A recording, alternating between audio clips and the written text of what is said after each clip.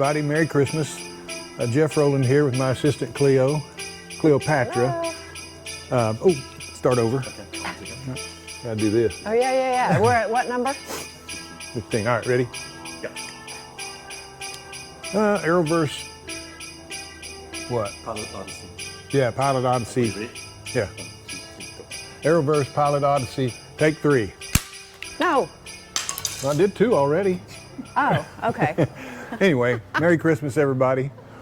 I'm Jeff Rowland. This is Cleo, my assistant. I call her Cleopatra. If I had a palm frond, I'd fan her with it.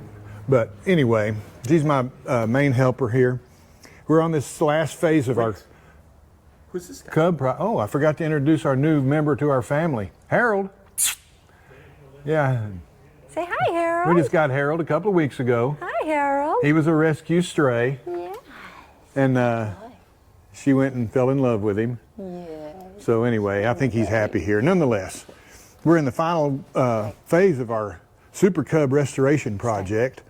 And the last video you saw us putting the last wing on. Well, since then, I probably put 20 hours of hooking up things and getting the fuel system purged and fixing the leaks that occur when you build a whole new system.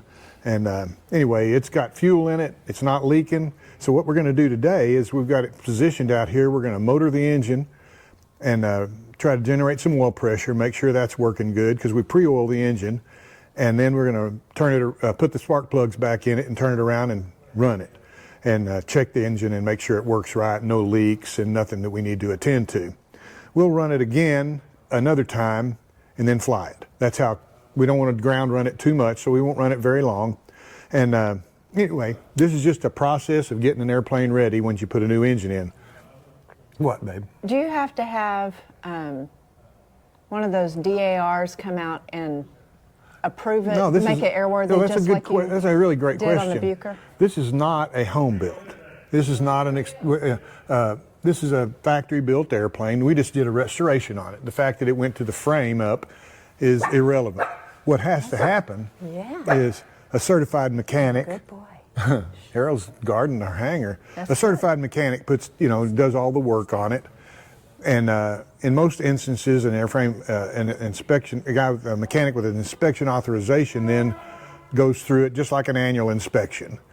And the paperwork is extensive. If, like on a recovered job, you'd fill out a 337 major repair form, and an engine overhaul gets that. And there's certain things that you file with the FAA over a major repair. And any alterations on the airplane are approved, or they're not legal. So get to your question, if we decided to do something that wasn't approved for a Super Cub of this model, we'd have to get a DER, an engineering representative, to come out and go, okay, that'll work.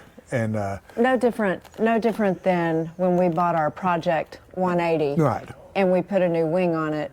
We didn't have to have a DAR. No. It's already a certified airplane. Once you've got a data plate, you can, I mean, if you want to get really technical, you could take a data plate and build an airplane around it, as long as you got that number. You don't have to have one of those guys come out. No. Cool. And only if you make changes, and that's what, I'm an inspection authorization guy. I'm the one that can say, hey, meets all, what it does, it complies and with all the airworthiness standards. That's my call. Now, I've told Mr. Kane that when we get it in flying, that he should take it to another inspection authorization guy for a fresh look set of eyes. That's not a bad idea. Even if it's That's just really a glorified 1 hour pre-flight, I want somebody else to go over it, make sure I didn't miss a cotter pin somewhere or have something that's mixed up, Yeah.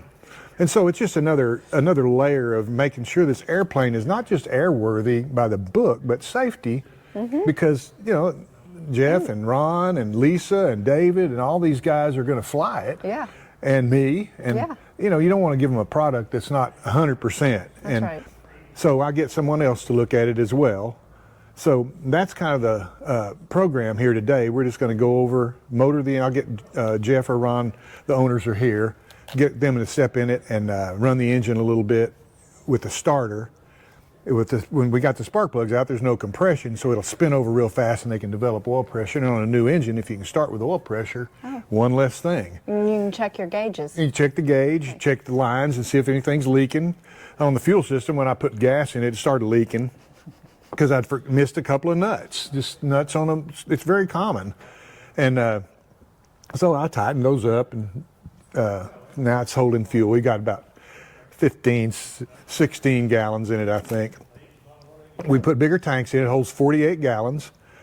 And I probably told you the other day, it's got a gross weight increase kit on it, so it'll go to gross weight of 2,000 pounds. It's got a strengthened baggage compartment, access to the baggage compartment, bigger fuel tanks, got a higher powered engine, and it's got a fishing rod tube down into the fuselage. It's got a belly pod. It's got a belly pod for cargo, and it's got a clean-out panel in the back under the tail. Instead of garbage and dirt collecting in there, you can just pop it open and clean the whole airplane out. And so, while this airplane is, of course, the original was built in the 40s, late and early 50s, it's a very old design. So there's a lot of things on it that just modernize it, but it keeps with the original intent of the airplane, which is a fun sport plane, short takeoff and landing. This one will haul a big amount of weight for its size. I mean, its useful load is over about 845 pounds, I think. Wow. And 288 of that is full fuel. But I told Mr. Kane you'd have to load up about a couple of thousand rounds of ammunition and all your luggage and your wife and everybody in it to get it to that gross weight. Right. And so anyway, we planned all that ahead, and that's what we're up to. But today we want to make sure the engine runs, and then the next phase will be I'll close the rest of the airplane up, and we'll run it one more time and fly it. And so we'll plan on doing that as a New Year's movie. We'll be ready in a couple of days after that. So let's walk on over there and we'll get started and get this I'm going to sit here. program under the road. Okay. We got enough She's cooks going to in stay the with kitchen. Harold. Great. All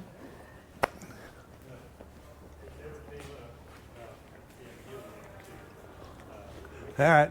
Jeff, Ron. Jeff is his name. That's why I never forget. And Ron, his dad. I've known these guys since Jeff was a little kid. And since then, Jeff grew up, went to Air Force Academy, flew fighters for how many decades? Couple of decades. He's an airline pilot now, Ron. You'd think he'd be retired now, but he's not. Yeah. Retarded. Yeah. He's slow, or he's still working. But that's just because none of us like to sit back and do nothing. But anyway, this is Ron's airplane. He bought it 40-something years ago. And the little history behind, and I think I told you the other day, it's an Italian airplane that was delivered to the Italian Air Force by Piper. And then they released them, and they went all over the world, I suppose. But a lot of them are here, and it was a pretty good deal. But, you know, it had Italian instruments and Italian writing on everything. Well, I went through it, and we changed it and got it back to the way it was when Piper built them. And it's better now because it's got a bigger engine and all that. Anyway, Ron's going to get in there, or Jeff, one of y'all, get in there and crank that engine for me, and let's get some oil pressure built up, and then we'll turn it around. I'll put the plugs in, we'll turn it around, and then we'll start it for real.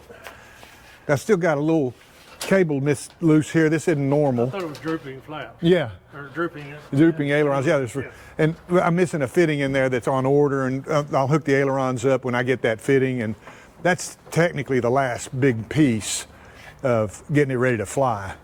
But Ron's gonna make sure we're all clear. Mark, get yourself positioned there so you don't get hit by the propeller. And you're good right there, but don't get anywhere near that arc. And Ron, anytime you're ready, and when you get oil pressure, run it as long as you want. And clear? There, Brock? Yeah. You got to flip the switch on too, not just the guard. Right.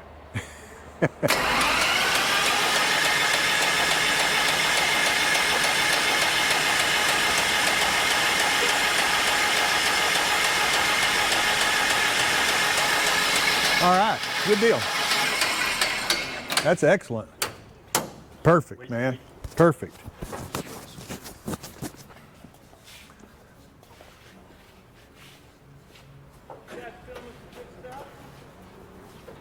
Yeah, you're on TV now. Oh, yeah.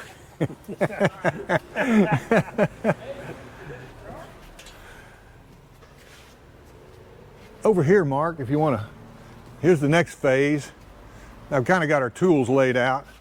I'm going to, I think Jeff put a little bit of this Pookie on there for me, but I want to make sure we've got plenty on the spark plugs. This is, the steel spark plugs go into a aluminum head, and so we put a little anti-seize on it.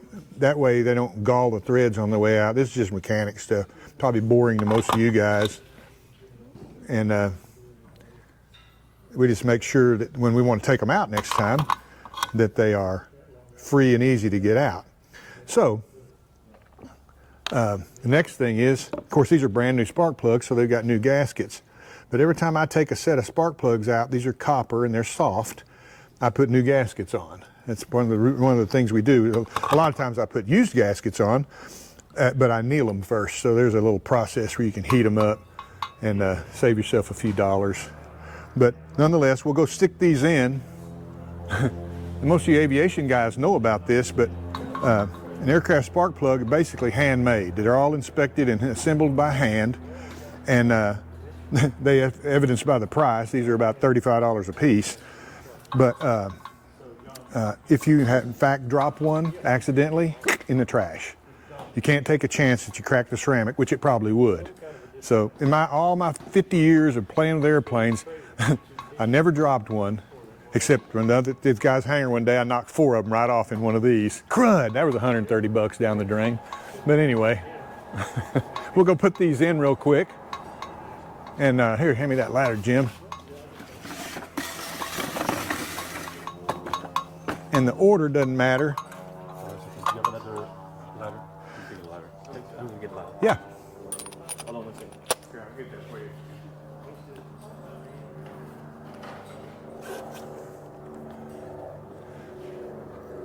What we got,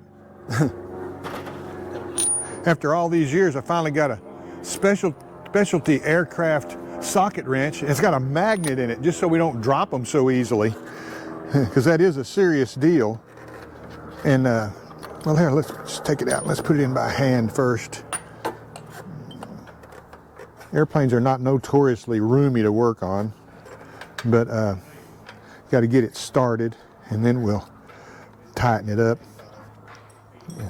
And then I use a torque wrench to set the proper tightness, because one thing you don't want to do is get them in there so tight that they're impossible to get out, and then you tear the cylinder head up.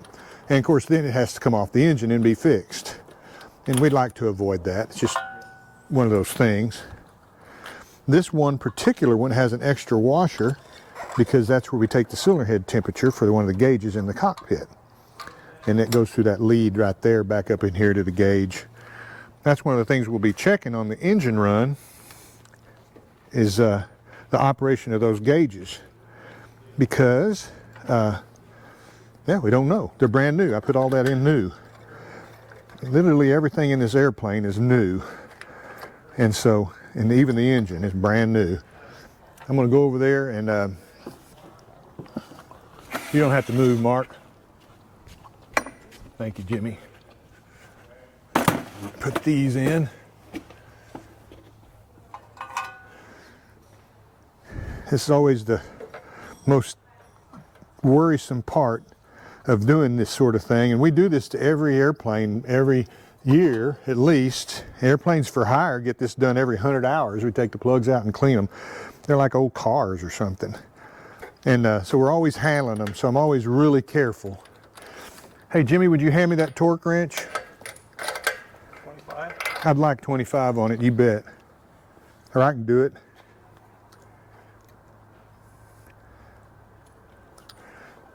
Double check that. Oh, thank you very much.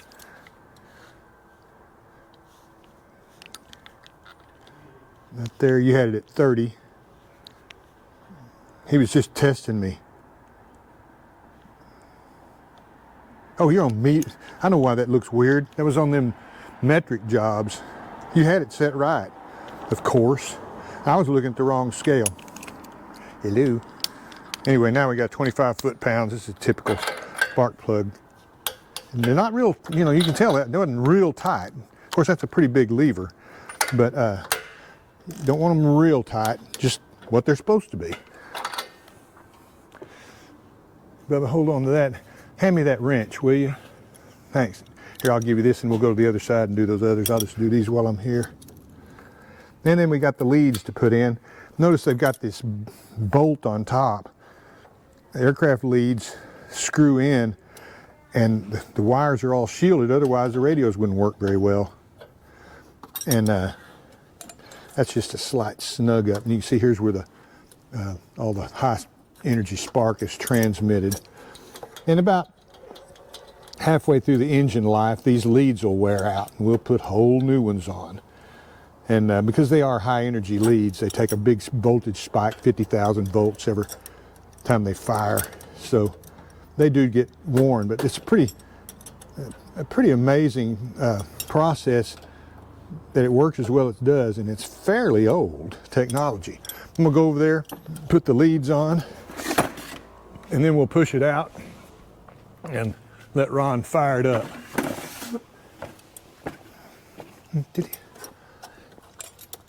It's hard to goof up too, because on the lead here it says T2. That's top of the engine, cylinder 2, which is this one. 1, 2, 3, 4. So they made a specific length for a specific engine installation, so us idiot mechanics can't even screw it up. Of course we have, but anyway, it's just part of airplane stuff. You know, I know the firing order's on here somewhere, but I don't really care, because that's all set internally by the mags and these leads, and it's really pretty magical the way it works. And if you get it hooked up right, everything works good. If you get it hooked up wrong, it runs like garbage. Usually you know it immediately. Anyway, I'm going to double check the leads on the bottom. They should be okay. We'll make sure they're tight. Nope, they're not. Jimmy, hand me that torque wrench. I'm going to double check these, although I'm reasonably sure they're right. I want to make sure. Yeah. Here, hold that for me, Bubba. Thanks. So, these are the kind of things that you'll forget if you don't, as the years go by. You know, when you've got this stuff sitting around the shop, can't check it too much. Of course, we have the leads off in the shop generally, just so it doesn't do anything stupid like hit, catch, and hit, and break your arm or cave your head in or something. I don't know if you realize how many, what goes on in an airplane engine. They don't have an ignition like a car. Some of the modern ones do, electronic, but in general, the ignitions on these are very old school. These are magnetos, like you'd find on your lawnmower or a tractor or some automobile from the teens and 20s. And what it means is they're self-generating. I don't mean to give you a school while we're doing this stupid stuff, but some people may not be familiar. It's pretty old school magnetos, but this airplane doesn't need an electrical system to run. You turn the engine and the mags generate their own power. And so if the whole airplane electrical system craters, the engine still runs. And notice we have 2 spark plugs per cylinder, so it's got redundancy there. But it's very common, airplanes have 2 ignition systems, and they're magnetos generally. So it's just a fail-safe system. And the magnetos, we got a switch for them in the cockpit, of course. But if I took the wire that's hooked to the magneto out here and found it and just tore it off, broke it, watch your head, Mark. Yep. And just broke it, the magneto works. It's hot. So the way we make it not work on the switch is we hook the magneto up to a ground. So if the wire breaks, the mag's hot then. That's one reason we go around to propellers and we don't be fooling with them on the ground unless we are mean to be fooling with them, because if the mag wire was broken, and you don't know if it is or not until you check the switch, if it has some fuel in it, man, it might kick over. And that's killed people before. So we're very careful on the ground with propellers. That's why we don't touch them. It isn't because they're fragile. They're really not. But we don't want them fooling around with them. And when we hand prop airplanes that don't have electrical systems, we stand out in front and take the proper precaution. Anyway, hey Jimmy, would you get rid of this ladder and stuff? Just put it to the side. Well, hope it's not and that other stool too.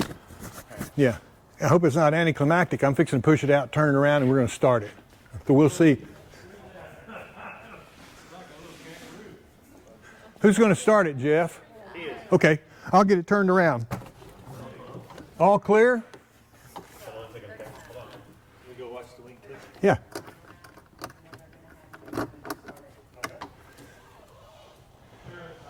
Thank you.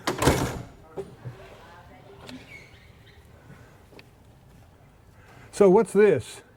I did that. Okay, that's what, man, something leaking out? It squirted out. Harold did that. Yeah, Harold's really had to go, boy. I'm gonna come. Wiping the dirt off the top of the piece. Okay, gotcha. Gotcha. I'm just gonna go out here and then pull it backwards and then just nose it in so we can watch it and have the fire extinguisher stand by and all that stuff.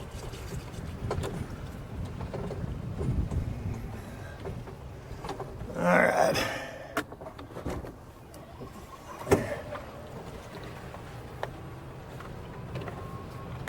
Here's the boring part of working on airplanes, right? Leading up to the exciting part. We weighed the airplane the other day. It weighs 1,143 pounds empty. And we're pretty pleased with that. That's why you just subtract that from the 2,000 pound gross weight, and that's when you get the useful load of 845. So that tail wheel is not right. Mark, I'm going to pull it up just a little bit more and then back it back out because I just want to get the golf cart straight. But I want it out of the building when we run it, like right there.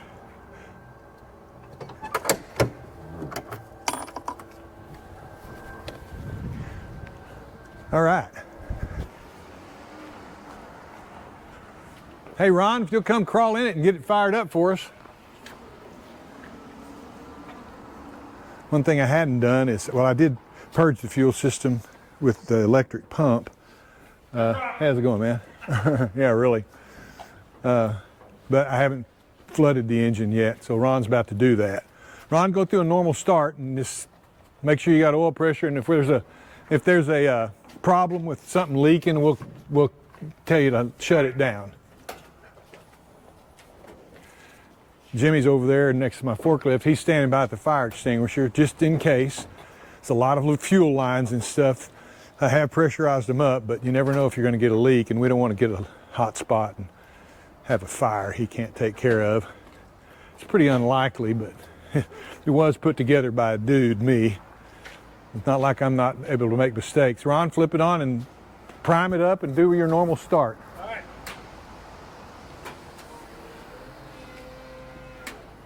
It may not be enough, but you can try it. Anything Mark, running out? it's up to you. Hey, Mark, just one more word of caution. You're behind the landing gear, Okay. but if you walk back this way, keep in touch with this and you won't get in that prop arc because when he gets it started, it's going to be invisible. Which switch are you going to use? The switch on? Which one is it? Oh, right mag. The right side. I got it on the right mag. Let me It's look. there. It's there. Perfect, man. Is there All anything right. running out? No, I don't think you've timed it enough. That ought to be enough. Okay, clear. Clear prop.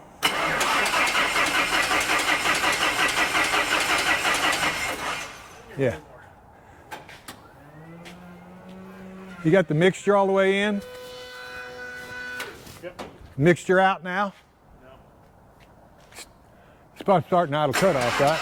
Oh.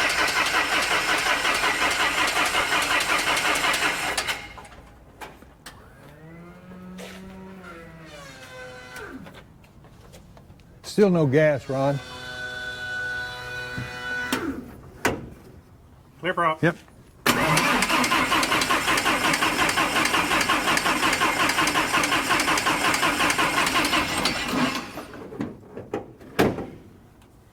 I've already done it 3 or 4 times. I know it.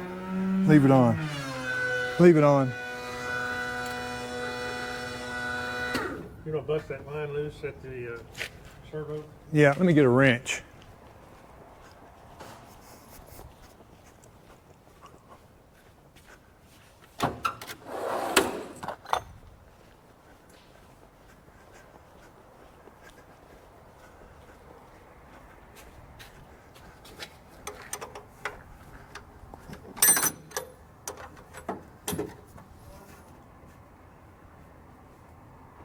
Take clear of that prop back this way. There you go. Sorry.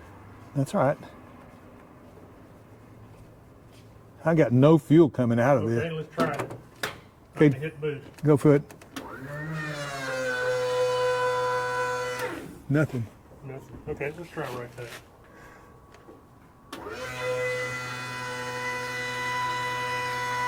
Keep going, Ron.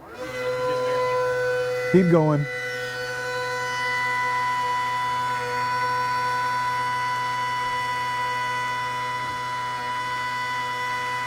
Huh. It should be pumping it like crazy. Put it on left. Okay, that ain't gonna be nothing to do with it, in my opinion. A smart mechanic would have already done this. Keep doing some more, Ron. All right.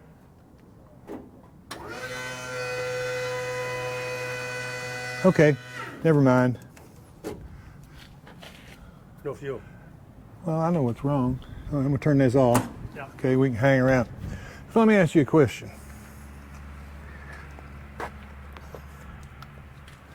That word on there, what does that tell you?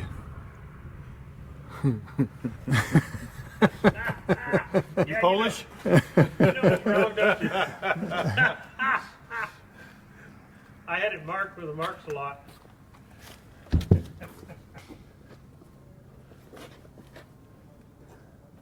Huh. It's the engine-driven fuel pump, isn't it? Well, you got marked in on one side, and I've got that as out. You think that would do it? Oh, it might.